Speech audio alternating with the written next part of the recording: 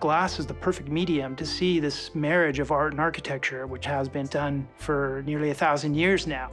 And glass is just this amazing material. The color is working with transmitted light as opposed to reflected light, and so it adds a whole nother dimension to how an artist can work. The Judson Studios was founded in Los Angeles in 1897 by my great-great-grandfather and his 3 sons. And we've been making stained glass in Los Angeles for over 100 years. Judson manufactured the windows for Frank Lloyd Wright at the Hollyhock House, as well as the Ennis House a little bit later. The Judson Studios are based right here in the Arroyo Seco, which was the location where a lot of the artists and artisans settled because it fit right in between the millionaires of Pasadena and the business district of downtown Los Angeles. California at that time was also a place of renewal.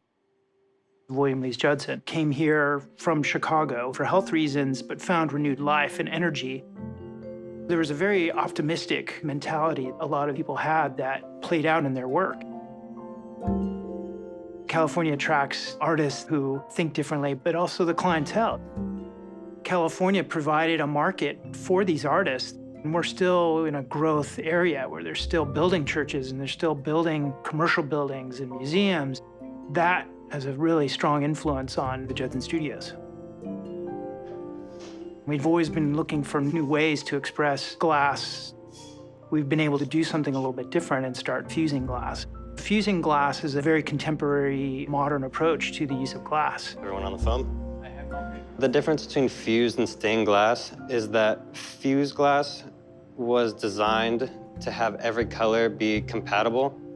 Different colors of glass heat and contracts at different rates. And if you want to melt them together, one of them is going to cool faster than the other one, which will cause it to crack. So we have a very large palette of glasses that all have the same coefficient of expansion, which makes it so we can add as many colors as we want into one single piece of glass without stress. All of the projects that we do here at Judson Studios are custom designed. And so we start by gathering information from a client and putting that down in a rough sketch form in the computer. Being able to design things on the computer and being able to change them just saves us a lot of time.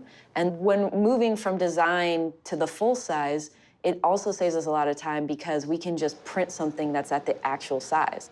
It's called the cartoon. The full-size cartoon then is used by the cutters to cut up sheets of manila paper that become templates to cut the glass. And the glass is cut by hand with a simple steel wheel that runs on the surface of the glass and is broken into pieces. Estos cortes son difíciles de sacar. Se quebra una punta y tu trabajo se echa a perder. Ese es un gran problema, buscar otro pedazo de cristal que sea semejante a ese. It's taken to the painters if it's painted on, and then the painters paint and fire on the glass. The color comes from the glass, and what I do is mostly creating light and shadow and outlines to create an image. So we'll do water-based paint first, and then we'll do oil-based, then we'll fire it after. And if we need to do more layer on top, we can paint it and fire it again. Once it's fired, it can come back for glazing, which is the leading of the pieces. The leading is basically channels of lead that are wrapped around the pieces of glass and soldered wherever those joints meet. It's easy to work with lead because we can bend it, you know. I have 35 years in stained glass. I love this job.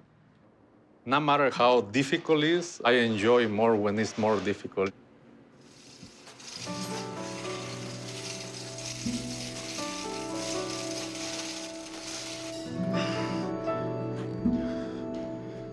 Being the president of an old traditional legacy studio, it's a tricky thing because you want to keep the quality and the reputation of the company while at the same time reaching out and looking for new ways to push the medium of glass.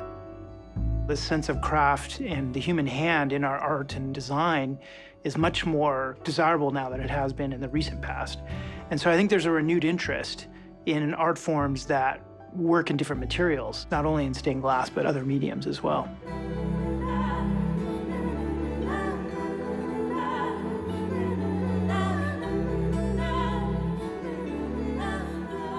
I always thought the Gamble House was what everybody's grandparents' house was like.